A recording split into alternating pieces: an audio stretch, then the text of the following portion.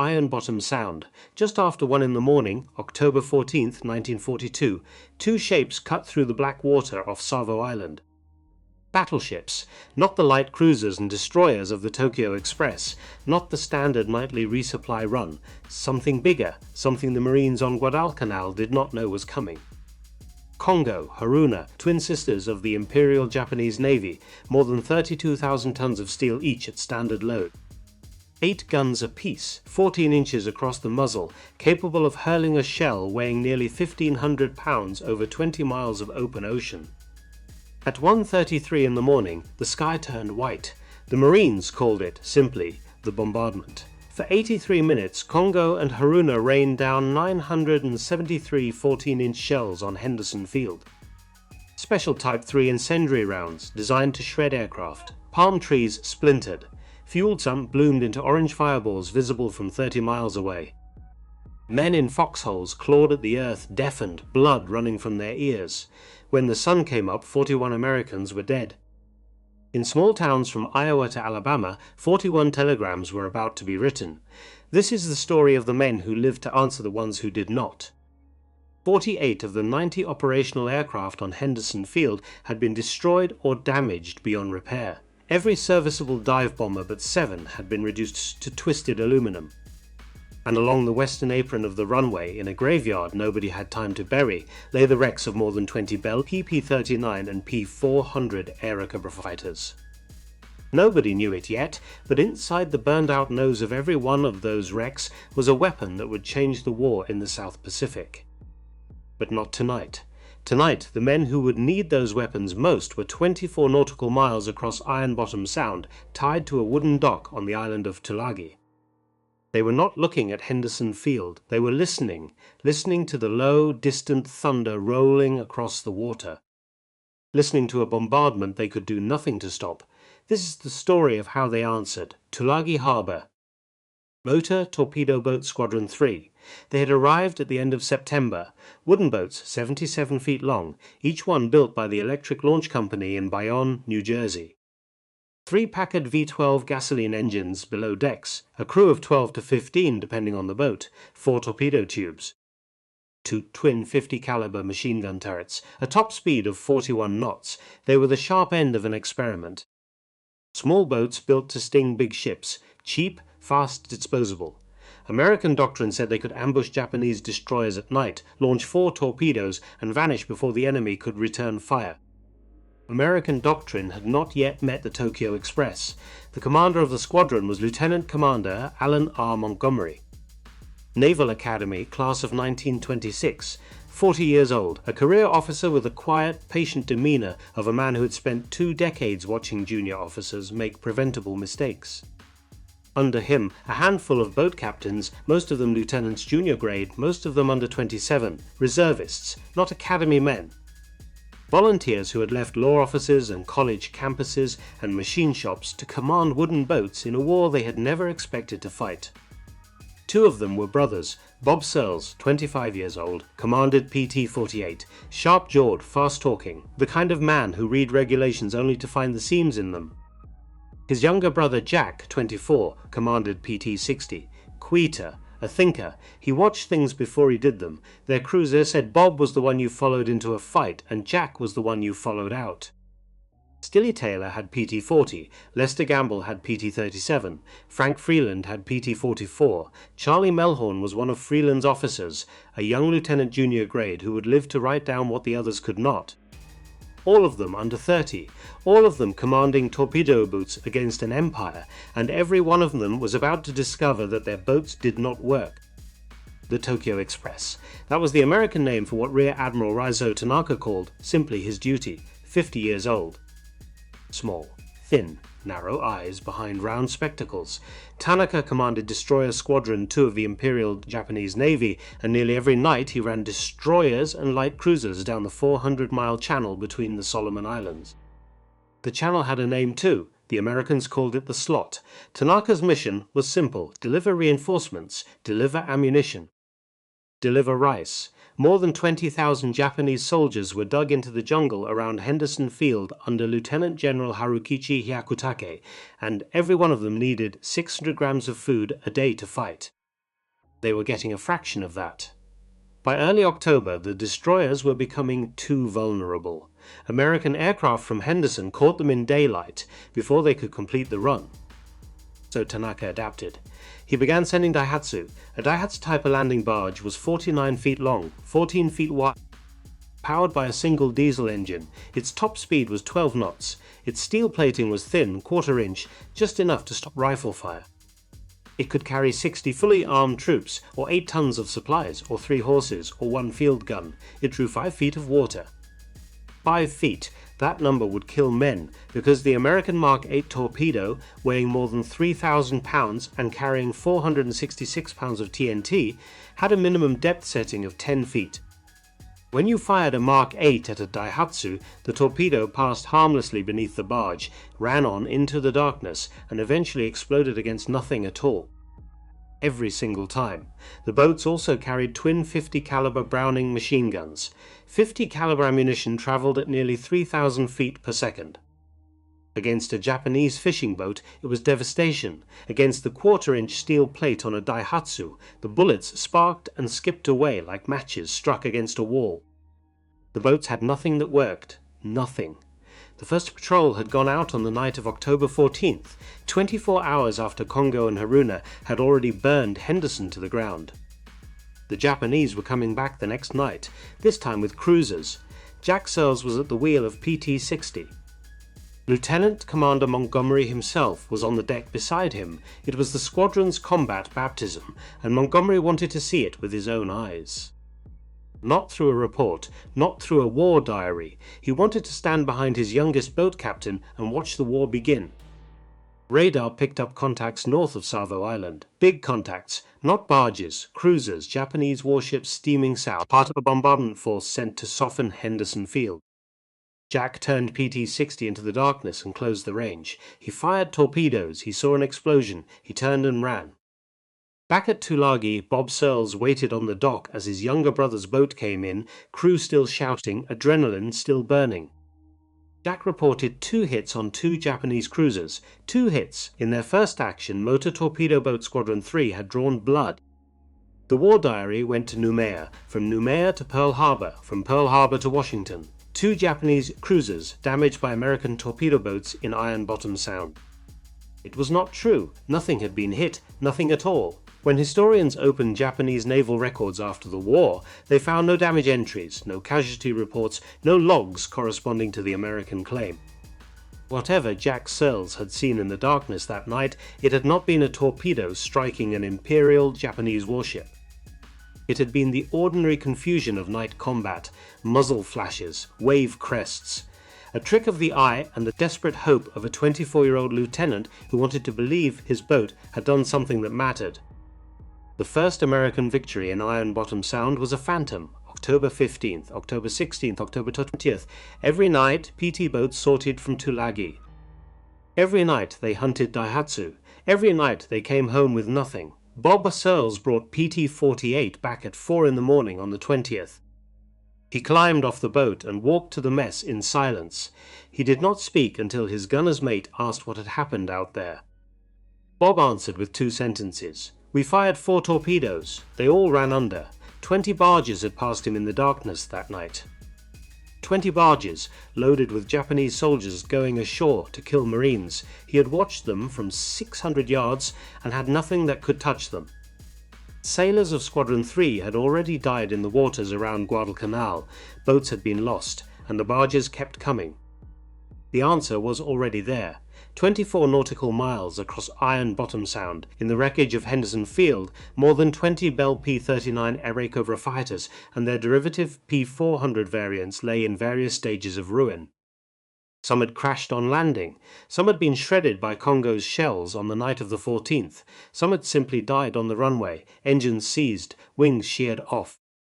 Marine ground crews had stripped them of instruments and radios and control cables. Nobody had touched the noses. Because inside the nose of every P-39 Airacobra sat an Oldsmobile M4 automatic cannon.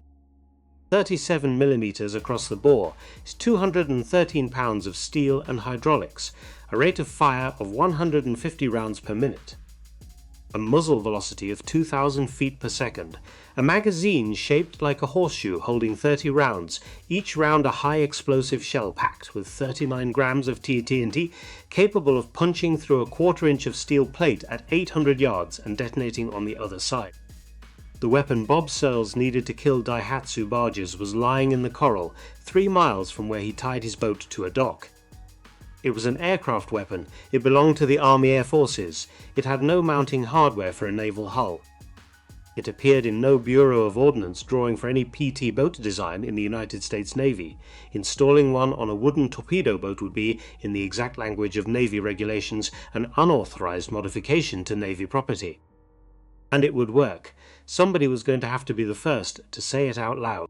That somebody would be a chief machinist's mate working under a corrugated iron roof at Tulagi with a grease pencil, a welding rig powered by a diesel generator that kept cutting out in the tropical heat, and no idea what the paper trail on his invention would eventually cost him. He would not get a medal, but he would change how a Pacific war was fought. The first attempt was not an M4. It was a Marine Corps M3 anti-tank gun, 37mm across the muzzle, single shot, manual reload, designed to be towed behind a jeep, dug into the sand, and fired by 4 men lying prone in the dirt. Someone in Squadron 3, a name lost to the paperwork, walked up to a Marine artillery officer in mid-October and asked quietly if the Corps could spare one. The Marines had brought dozens of them ashore in August. Some had been overrun, some had been abandoned when the crews died. There were extras. The Marines said yes. A working party from Tulagi hauled the little cannon down to the dock. They pulled off the wheels. They pulled off the trail arms. They lashed the gun mount to 2x8 timbers laid across the bow of a PT boat, wired the whole assembly down with heavy cable, and prayed the deck would hold. The gun fired 1 round, then it had to be manually reloaded, in the middle of a night action, at 30 knots, with Japanese tracers coming back. One boat that got the modification was PT-109. A young lieutenant junior grade named John Fitzgerald Kennedy did not command her yet. He would inherit her in April of the following year, but when he did, the M3 anti-tank gun was still lashed to her bow, and Kennedy did not have it removed. He kept it. He would keep it until the night the boat died. That is a story for later. The M3 was better than nothing. That was the entire endorsement. Better than nothing. Fire 1 round. Wait 10 seconds. Reload while the barge machine gunners host your boat. Fire another round. A Daihatsu carrying 60 Japanese soldiers could pass through a PT boat's engagement window in 3 minutes. In 3 minutes, an M3 anti-tank gun could fire 7 rounds if the crew was fast and lucky and did not get hit. 7 rounds against a barge that took 40 hits to sink. The math did not work. Bob Searles knew it. Jack Searles knew it, Stilly Taylor knew it, Lester Gamble knew it, and in the corrugated iron machine shop next to the PT boat dock at Tulagi, a chief machinist's mate whose name has not survived in the official record knew it too. He was the man who said it first. In some conversation on some night that nobody wrote down, he said, Look across the sound, look at Henderson Field. 23 Airacobras, 23 37mm automatic cannons, sitting in the coral, doing nothing. The M4 Oldsmobile fired 150 rounds a minute, not 7 rounds in 3 minutes, 150 rounds a minute. That was 2.5 rounds every second. That was 40 rounds into the side of a Daihatsu barge before the Japanese machine gunners even knew where the fire was coming from. The chief said it. Somebody laughed at first, and then somebody stopped laughing. Someone had to bring it to Montgomery. The story, as pieced together from the fragmentary war diaries and the post-war accounts of the men who were there, goes like this. Bob Searles walked up to Lieutenant Commander Alan Montgomery on a hot afternoon at Tulagi in late October of 1942. He did not salute. He did not stand at attention. Squadron 3 had stopped observing formal curtsies weeks earlier. There was not enough water to shave with. There was not enough sleep to think straight. Salutes were for garrison duty. Bob said what the chief had said. He said it in the plainest possible language. There are guns lying in the coral at Henderson. They are the right guns. My crew can put one on my boat by dawn. Montgomery looked at him for a long moment. Regulations were absolutely clear. A Bureau of Ordnance manual sat in a filing cabinet in Washington that specified, down to the millimeter, what could be bolted to the deck of a Navy PT boat. Aircraft cannons were not on the list. Aircraft cannons were the property of the United States Army Air Forces. Taking an aircraft cannon out of a wrecked Army airplane and welding it to a Navy boat was theft, unauthorized modification of Navy property, and violation of inter-service supply protocols, all in one action. If the mount failed and killed men, Montgomery would be court-martialed. If the boat caught fire from muzzle blast igniting the gasoline vapor above her fuel tanks, Montgomery would be court-martialed. If any single element of this went wrong, in any way, at any point, Montgomery would answer for it. He gave the order verbally. Nothing was written down, nothing was signed. If it worked, there would be time later to fix the paperwork. If it did not work, there would be no need. He said a single sentence to Bob Searles, then he walked away. What exactly he said has not survived in any war diary or any official report. Bob Searles remembered later only that Montgomery had made it clear who would answer if a sailor died. Bob Searles nodded and went to find his chief. The work happened at the machine shop behind the boat dock. The chief drew the mount in 40 minutes with a greased pencil on a scrap of aircraft aluminum. A 12-inch steel baseplate, 4 bolt holes to match, doubled oak framing under the plywood deck, a vertical pipe welded to the base. A rotating collar cut from a section of pipe salvaged from a wrecked P-39 landing gear strut, a yoke to hold the cannon. Bronze bushings recovered from the wheel hubs of the same aircraft to reduce friction on the traverse. Everything was scrap. The generator that powered the arc welder was run to diesel fuel because there was not enough to run the tractors and the welders both. It cut out every 7 or 8 minutes. They welded in short bursts. They let the generator cool. They welded again. The Oldsmobile cannon came off a P-39 whose pilot had died on impact in September and whose fuselage had been picked over for a month. The mounting bolts had seized in the tropical heat. There was no penetrating oil at Henderson Field. There had not been penetrating oil at Henderson Field since August. They soaked the bolts in aviation gasoline. They waited 20 minutes. The bolts came loose. The hydraulic recoil cylinder was intact. The feed mechanism was intact. The barrel was clean. They hauled it out of the wreckage and drove it to the dock in a 6x6 truck with 3 sailors sitting in the bed, holding the cannon down so it did not bounce out on the rough coral road. A Higgins boat ferried the assembly across Iron Bottom Sound to Tulagi in the middle of the night. They installed it on PT-48 by lantern light. Drilling 4 holes through 3/4 of an inch of plywood and 2 inches of doubled oak framing with a hand crank drill took 2 hours. Bolting the base plate to the deck took another 30 minutes. Setting the cannon into the yoke took 10. By 2 in the morning, PT-48 had become one of the first PT boats in the United States Navy to carry a 37mm Oldsmobile M4 automatic cannon on her bow. The mount had not been stress tested. The gun had not been test fired. The wooden deck had never been designed to absorb the recoil of an aircraft cannon firing high explosive shells at 150 rounds a minute, and the deck sat directly above 3,000 gallons of 91-octane aviation gasoline. Bob Searles took her out that night anyway, the first combat test. The engagement happened in the darkness off of Cape Esperance. Bob closed to 800 yards on a line of Daihatsu barges he had detected on radar.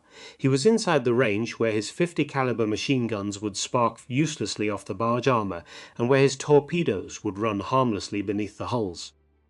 He gave the order to fire. The cannon roared. The muzzle flash lit the entire bow of the boat white. The recoil drove the mount backward. The deck flexed. The oak stringers held. The bronze bushings screamed against the steel collar. The cannon fired, 30 rounds in 12 seconds. The lead barge did not sink so much as come apart. The first 3 high-explosive shells punched through the 1/4-inch steel plate. The 4th detonated inside the troop compartment. The diesel fuel tank ignited. The barge stopped in the water, burning from the middle, and Japanese soldiers threw themselves over the sides into black water.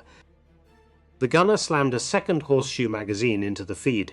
8 seconds. In combat, 8 seconds is a long time. But it was not 7 rounds in 3 minutes. It was 30 more rounds ready to fire. The second barge tried to turn away. It exploded. ammunition cook-off. The blast lit the sky for a mile, 2 barges destroyed, 1 disabled, 0 American casualties. PT-48 came home at dawn. Bob Searles walked up the dock and reported to Montgomery in one sentence, "It works." By the end of that week, 4 more boats had 37mm cannons welded to their bows, PT-40, PT-46, PT-37, PT-59. The salvage teams went to Henderson Field with cutting torches and pulled cannons out of Airacobra noses at a rate of 1 every 90 minutes. Marine ordnancemen loaded horseshoe magazines around the clock in a plywood shed, 30 rounds per magazine, 8 minutes per magazine, 4 men working 12-hour shifts. Word spread. Squadron commanders in other flotillas wrote letters to Noumea quietly, asking whether the modification would be tolerated. Nobody in Noumea answered. Nobody in Noumea wanted to see the letters. Every unanswered letter was permission. The Japanese began to notice. Intercepted radio traffic from October carried a phrase that translators at Pearl Harbor read twice to be sure they had it right. Devil boats. Some Japanese radio operators used another phrase, green dragons. Some used demon boats. The exact translation did not matter. What mattered was that Japanese barge crews in the darkness off Cape Esperance and Camimbo Bay and the northwest coast of Guadalcanal had begun to report a new American weapon. A weapon that came out of the dark, at close range, firing something that punched through their armor plate like paper and exploded inside their hulls. The barge crews were not wrong, but there was a problem nobody had anticipated. The Oldsmobile M4 was designed for aircraft. An aircraft engagement lasted seconds, 3 seconds, 5 seconds. A P-39 pilot walked his tracer into a Japanese bomber, held the trigger, and the fight was over. The cannon's recoil housing was engineered for exactly that kind of use. A PT boat engagement lasted 20 minutes. By the third combat action, gunners were reporting cracked plywood around the base plates of their mounts. By the fifth, oak framing was splitting under the deck. Repeated recoil, absorbed by a hull designed for machine gun fire, was doing exactly what physics said it would do. The wooden hulls of the 77-foot Elko boats were coming apart under the weapon that was supposed to save them. Squadron 3 pulled 2 boats off the line to reinforce their bow decks with additional layers of oak. The repairs took 3 days per boat. 3 days, 6 days, 9 days, and every night the boats sat in the repair slip. 20 or 30 Daihatsu barges ran past Cape Esperance, carrying rice and rifles, and then to the Japanese soldiers dug in around Henderson Field. Meanwhile, on the island itself in the jungle, the Japanese army was starving. Lieutenant General Harukichi Hyakutake, 54 years old. Small, slight, a career soldier who had risen through the Imperial Army with a reputation for competence rather than brilliance. He commanded the 17th Army, which included the 2nd Division, the 38th Division, and every other Japanese ground unit committed to the Guadalcanal campaign. By November, his men were eating grass. By December, they were eating tree bark. They were eating the leather straps off their own equipment. Rice rations, which had been supposed to be 600 grams per man per day, had fallen to 50 grams. Then to nothing. Japanese soldiers began keeping diaries in the jungle. Some of those diaries were later recovered from bodies. They referred to the island by a single Japanese word, gato. Written in kanji, the characters meant Starvation Island. One Japanese soldier's diary, later recovered from a body on Guadalcanal and translated by American intelligence, described how the men in his unit had begun to draw straws. The men who drew the shortest straws walked out into the jungle at night and did not come back. They understood what was expected of them. There was not enough food for anyone. There would be more food if there were fewer men. 25,000 Japanese soldiers would eventually die on Guadalcanal. Almost 2/3 of them would die of disease and starvation, not of American bullets. They died because the barge Rear Admiral Tanaka sent every night down the slot were being destroyed, in growing numbers, by the wooden American torpedo boats that came out of the darkness, spitting 37mm cannon fire. The devil boats were killing men, not by shooting them, by starving them. By the night of December 11, 1942, Squadron 3 had several boats operating with salvaged M4 cannons. That night, Rear Admiral Raizo Tanaka came south for the first time in weeks, personally leading a supply run in his flagship, the destroyer Teruzuki. Teruzuki. The name meant shining moon. She was an Akizuki-class destroyer, brand new, commissioned only 3 months earlier, 2,700 tons. More than 250 crew, 8 3.9-inch guns in 4 twin turrets, the newest anti-aircraft artillery in the Imperial Japanese Navy. 4 24-inch torpedo tubes loaded with the long lance, the finest surface torpedo of the war. Tanaka rode at the top of her superstructure, watching the black water, listening to his radios. He had beaten American ships in these waters before. He would beat them again. Waiting for him in the darkness were 5 PT boats. PT-37, commanded by Lieutenant Junior Grade Lester Gamble. PT-40, commanded by Stilly Taylor. PT-48, commanded by Bob Searles. PT-59, commanded by Jack Searles. PT-44, commanded by a New Jersey lawyer turned naval officer named Frank Freeland. On PT-44, a young lieutenant junior grade named Charlie Melhorn stood on the bridge next to Freeland, watching the radar screen, and would live to write down everything that happened. Just after midnight, the boats made contact. Gamble and Taylor closed to 800 yards on the Japanese formation. They fired torpedoes. They fired more torpedoes. 2 of them ran true. Teruzuki took hits in her stern. Her rudder jammed. Her aft magazine caught fire. Depth charges stored on her fontaine cooked off in the fire and blew the ships back open. She sank 3 hours later. Rear Admiral Tanaka was blown into the water, injured badly, and was pulled aboard another destroyer that came to his rescue in the darkness. The Kingfisher had lost his flagship to a mosquito, but that was not all that happened that night. 2 more Japanese destroyers came in behind Teruzuki. Kawakaze, Suzukaze, they were faster than Teruzuki and they were furious. They came out of the smoke. PT-44 saw them first.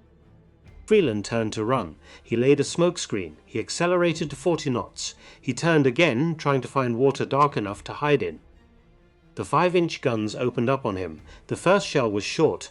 The second shell was long. The third shell was on target.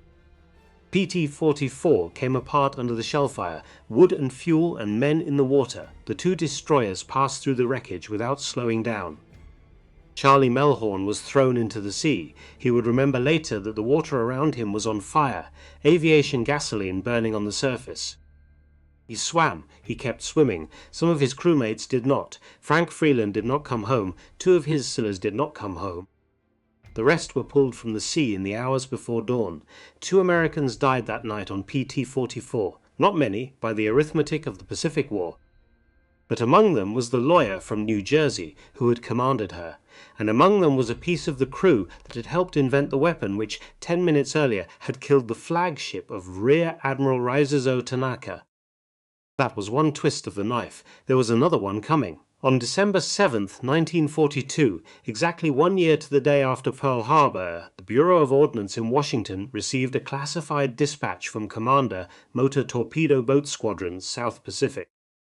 The dispatch requested formal approval for the installation of Oldsmobile M4 37mm aircraft cannons on Elco PT boats. It included combat data. 14 barges destroyed in 8 patrols, 0 PT boats lost in those specific engagements. On the same day the dispatch arrived in Washington, the Bureau signed the authorization. The unauthorized modification became official Navy doctrine, but the men in Washington did not know yet that Frank Freeland was already dead. And they did not know that Kawakaze was still out there. Kawakaze would come back. On the night of February 1st, 1943, during the final Japanese evacuation of Guadalcanal, Kawakaze returned to Iron Bottom Sound as part of the destroyer force covering the withdrawal.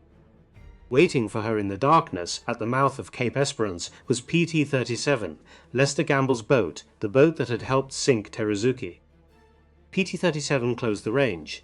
Kawakaze's 5-inch guns opened up. PT-37 exploded. Almost the entire crew was lost with her. That same night, in the same waters, PT-111 was hit by Kawakaze's guns. It exploded. That same night, PT-123 was destroyed by a Japanese floatplane dropping a bomb into her fuel tanks. 3 boats. One night, dozens of dead sailors, all of them from squadrons that had helped invent the weapon that was, at that very moment, being manufactured in Rhode Island for eventual delivery to their replacements. The destroyer that killed the men who invented the devil boats was the same destroyer, twice, Kawakaze. She would sail on for another 6 months. She would be sunk herself in August of 1943 in the Battle of Vella Gulf by American destroyers using new torpedoes that finally worked. But that was later. For now, the men on Tulagi buried what they could bury. They wrote letters home. They wrote to Frank Freeland's family in New Jersey. They wrote to the families of Lester Gamble's crew. They painted names on the sides of new boats and kept fighting.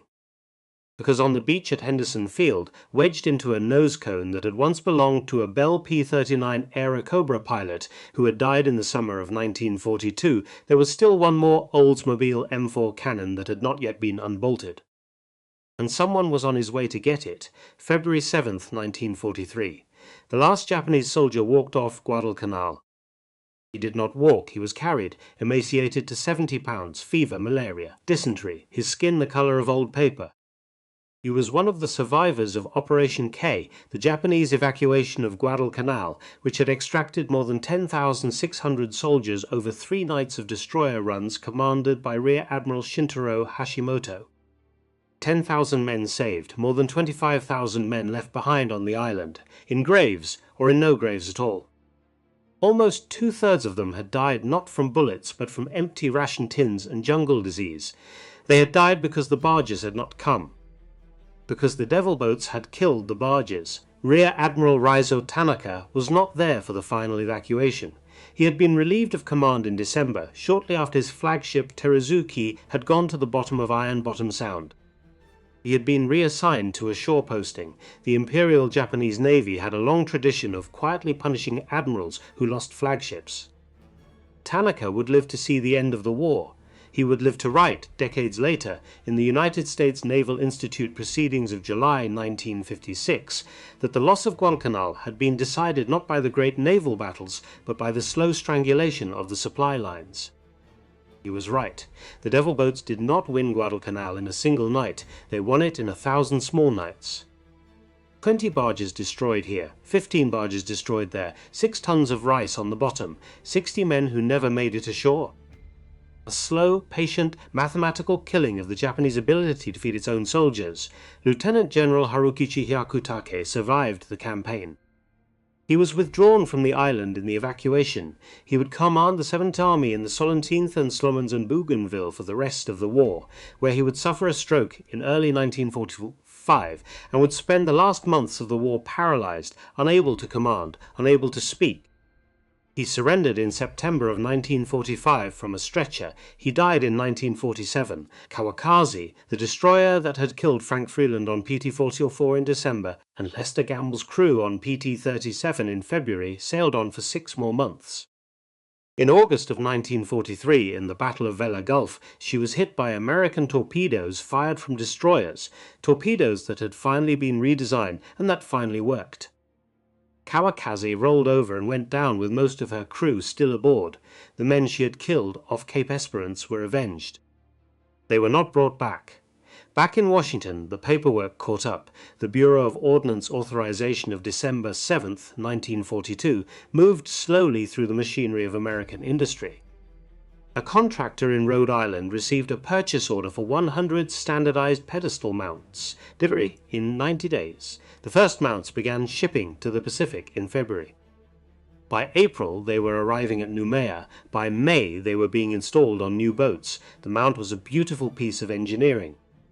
Precision machined bronze bearings, ground steel collar, reinforced baseplate, every dimension calculated, every weld inspected, every bolt specified by grade and torque. The Rhode Island mount was, in its function, identical to the mount the anonymous chief machinist's mate had drawn with a grease pencil on a scrap of aluminum at Tulagi in October. The chief did not get a citation. He did not get a patent. His name did not appear on the specification sheets. If he lived through the war, he went home, and he was quiet about it. That is what most of them did. The men who welded the mount had done the work. That was the work. That was enough. In August of 1943, the Colts Patent Firearms Manufacturing Company in Hartford, Connecticut, began production of the M9 automatic cannon. The M9 was a purpose-built naval version of the Oldsmobile M4, longer barrel, 78 inches, higher muzzle velocity, 3,000 feet per second, 50% faster than the M4. Effective range extended from 600 yards out to a full 1,000. Every PT boat that rolled off the partitions at Bayonne, New Jersey and New Orleans, Louisiana, from that day forward had an M9 cannon bolted to her bow at the factory. The unauthorized modification had become the design. Squadron 8 arrived in New Guinea in March of 1943, already carrying salvaged M4s. They fought Japanese barges along the northern coast in support of General Douglas MacArthur's advance. In their first 3 months of operations, they destroyed more than 60 Japanese vessels. Squadron 22 and Squadron 29 took M9s to the Mediterranean in March of 1944, where they hunted German F-lighters and Italian MAS boats off the coast of Italy. The same weapon that had killed Daihatsu barges off Cape Esperance killed Kriegsmarine barges off Anzio. By the return to the Philippines in October of 1944, every American PT boat in the Pacific carried an M9 forward and a 40mm Bofors gun aft, along with rocket launchers and multiple heavy machine gun positions. The boats had transformed from torpedo craft into heavy gunboats. By the end of the war, PT boats had sunk more than 800 Japanese vessels.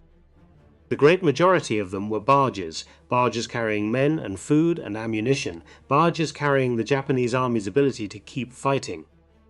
800 barges, 48,000 troops who never landed, 6,000 tons of supplies on the bottom of the sea. All of it beginning with a chief machinist's mate under a corrugated iron roof at Tulagi. There is one more story to tell. The morning of August 1st, 1943, Rendova, a small American base on a small island in the New Georgia Group. A lieutenant junior grade named John Fitzgerald Kennedy walked down the pier toward his boat. He was 26 years old. Massachusetts, Harvard, week back, chronic pain, letters home to his father that never quite explained how much it hurt to stand on a rolling deck for 8 hours at a stretch. He had assumed command of PT-109 in April, taking over from an executive officer who had been running the boat since the previous commander had been transferred. Kennedy's crew had been asking for a bigger gun. All the crews were asking for bigger guns. Someone had found a Marine Corps M3 anti-tank cannon on the beach. The same weapon Squadron 3 had lashed to their bows in the desperate weeks of October before the M4 solution had arrived. Kennedy's men wanted it. He said yes. They spent the day before the patrol lashing the gun to 2x8 timbers laid across the bow of PT-109. They pulled off the wheels. They wired the trail arms down with heavy cable. It was not a proper mount. It was a jury rig, an improvisation, a solution born in the same tradition that had begun at Henderson Field 10 months earlier. The M3 fired 1 round at a time. It had to be reloaded manually. It was almost useless in a fast action. They fitted it anyway, because a slow gun that fired 37mm high-explosive shells was still better than no gun at all. They tested it in the harbour. It worked. That night, the 2nd of August, 1943, PT-109 was on patrol in Blackett Strait when the Japanese destroyer Amagiri came out of the darkness at 40 knots.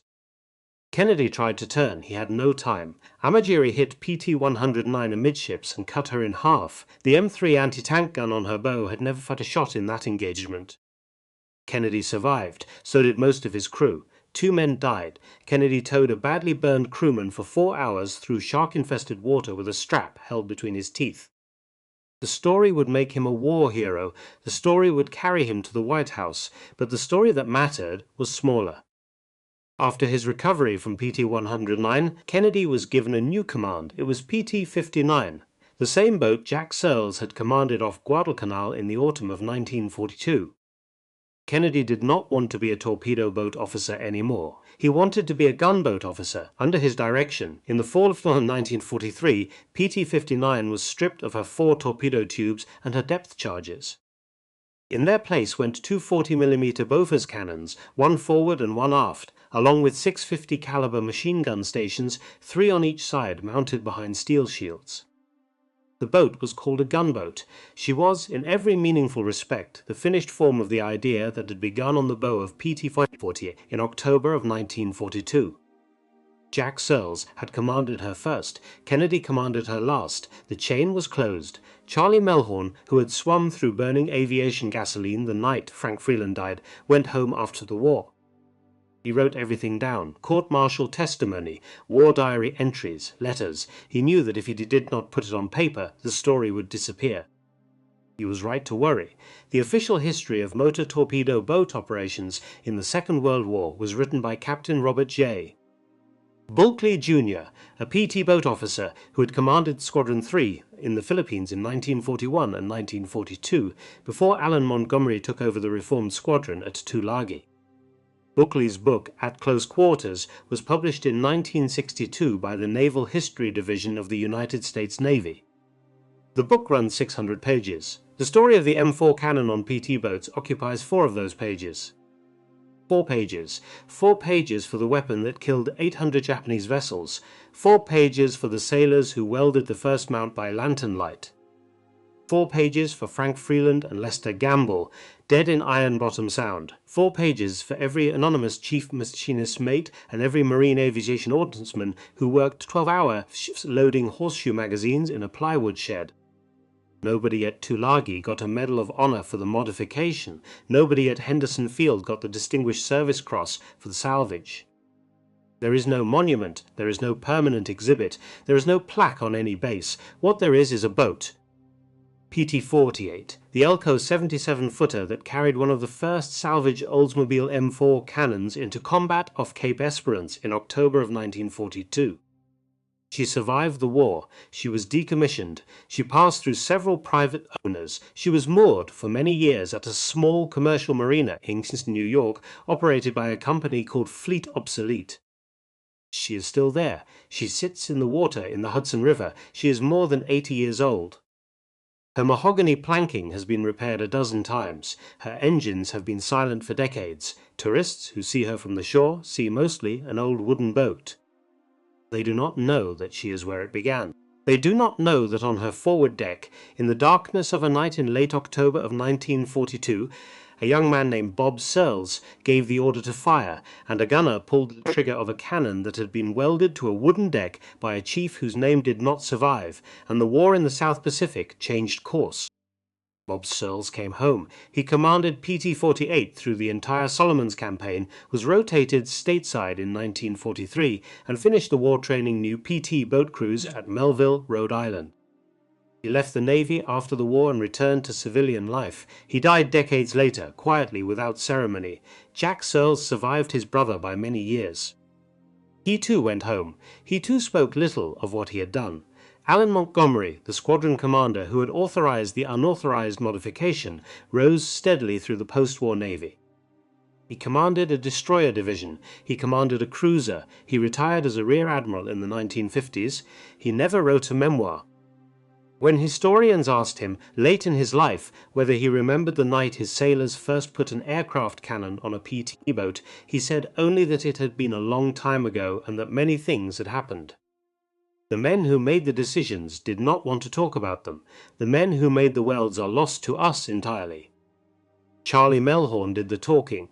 His court-martial testimony from the sinking of PT-44, filed at the National Archives, is the reason we know what happened on the night Teruzuki went down. His post-war writing is the reason we know Frank Freeland's name. Every historical fact in this story exists because somebody at some point wrote it down. Some of them wrote in official reports, some in personal letters, some in the margins of small brown diaries carried in shirt pockets under palm trees on tropical islands decades ago. They wrote it down because they knew that if they did not, it would be gone. The United States defense budget for 2026 is approximately $970 billion. A single new aircraft carrier costs more than $13 billion. A single F-35 fighter costs more than $80 million. The weapon that broke the Japanese supply chain in the Solomon Islands was cut out of a wrecked airplane with a hand torch, welded to a wooden boat with scrap metal, powered by a diesel generator that kept cutting out because there was not enough fuel to run it, mounted with bolts that had been loosened by pouring aviation gasoline on them and waiting 20 minutes. It cost, in real terms, nothing. It changed a war. Somewhere in the United States this evening, an old man is sitting in a chair. Maybe he served in the Pacific, maybe his father did, maybe his uncle did not come home, maybe he does not know exactly where his family's war story took place, only that it was somewhere out there in that vast dark ocean on wooden boats that most people have forgotten. If any of the men who welded the first mount at Tulagi are still living, they are approaching 100 years old. Most of them are gone, almost all of them are gone, but PT-48 is still in the water at Kingston, New York. The boat remembers. If the boat could speak, it would tell you about a chief machinist's mate who drew a mount with a grease pencil. It would tell you about a lieutenant junior grade who said, "It works." It would tell you about the men who did not come home from Iron Bottom Sound. It would tell you about a young man named Kennedy who inherited an idea that had begun 10 months before he arrived and who carried it, in the end, to the White House itself. It would tell you that the war was not won by admirals or by presidents. It was won by the men who welded when the generator was running, and by the men who loaded ammunition through the tropical night, and by the men who took wooden boats into the darkness against the Imperial Japanese Navy with nothing in their favor except a willingness to try something that Navy regulations in October of 1942 absolutely forbade. They were not heroes in the way that word is used now. They were sailors, they were mechanics, they were volunteers. Most of them were under 30. Most of them thought at the time that what they were doing did not matter very much. They were wrong, they mattered, they matter still.